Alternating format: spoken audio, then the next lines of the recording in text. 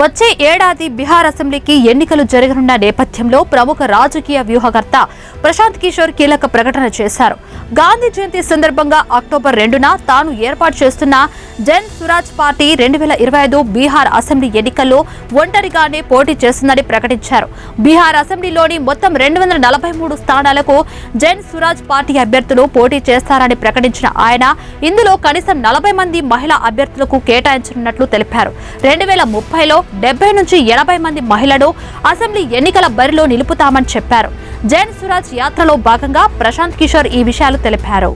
2025 में जन स्वराज 243 सीट लड़ रहा है, उसमें कम से कम 40 महिला उम्मीदवार जन स्वराज की ओर से खड़ी की जाएंगी।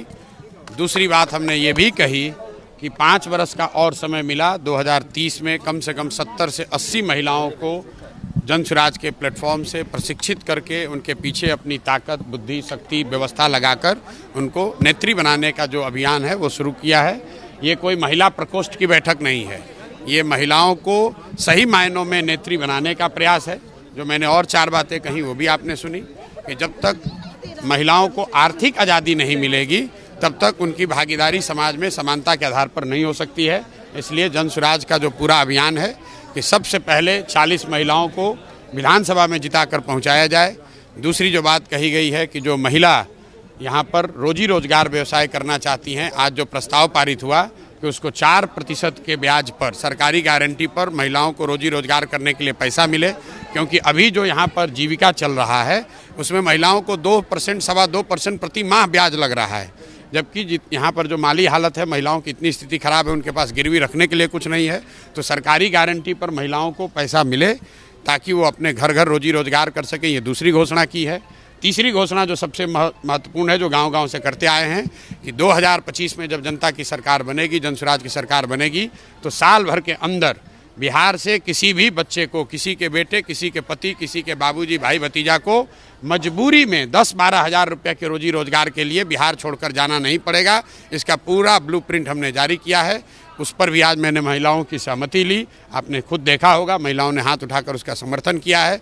और अंतिम और बात जो हमने आज यहाँ कही है कि अगली बार जब आप वोट दीजिए तो वो नेताओं को देखकर नहीं, नेताओं के बच्चों के लिए नहीं, अपने बच्चों के लिए वोट दीजिए। और उस पर सारी महिलाओं ने खड़े होकर उसका समर्थन किया। మహిళలు ఆర్థికంగా స్వతంత్రులయ్యే వరకు వారికి సమానత్వం పొందలేరని పీకే వ్యాఖ్యానించారు. మహిళలను నాయకురాలుగా తీర్చిదిద్దేందుకు తమ పార్టీ ప్రయత్నం చేస్తుందన్నారు.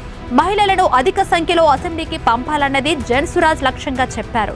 2025లో జన్ స్వరాజ్ ప్రభుత్వం ఏర్పడిన తర్వాత కేవలం 10 నుంచి 12 వేల నెల జీతం కోసం ఎవరు బీహార్ను విడిచి వెళ్లాల్సిన అవసరం ఉండదన్నారు. దీనికోసం తాము పూర్తి బ్లూ ప్రింట్ సిద్ధం చేసినట్లు వెల్లడించారు. బీహార్ అభివృద్ధిపై ప్రతిపక్ష నేత తేజస్వి యాదవ్ ఇచ్చిన ప్రకటనపై ప్రశాంత్ కిషోర్ పెదవి విరిచారు. తేజస్వి యాదవ్ కులం, దోపిడీ, మద్యం మాఫియా నేరాలపై మాట్లాడితే అర్థముంది, కానీ ఆయన అభివృద్ధి నమూనా గురించి మాట్లాడటం హాస్యాస్పదంగా ఉందన్నారు.